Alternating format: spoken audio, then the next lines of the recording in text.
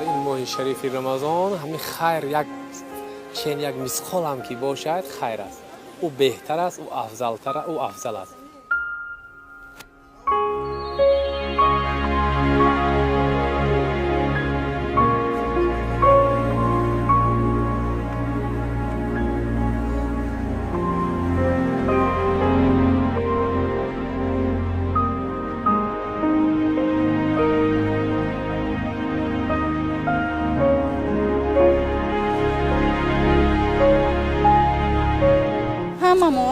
شرایط ما پست های کم بیزواتیم رحمت کلون خبرهای میوردم تونم خیلی کم باشه خدا را شکر.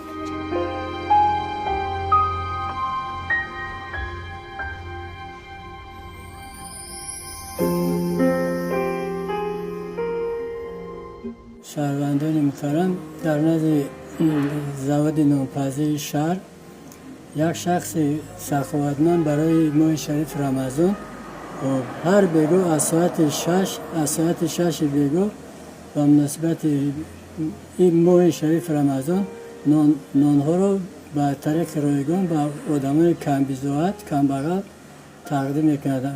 کسانی که از همین قبیل آدمان مرحمت هر بیگو از ساعت 6 بیگو به نزد زواد نانپذیر رقم 2 حاضر شوند و نان خود گرفته به خانه خود روند.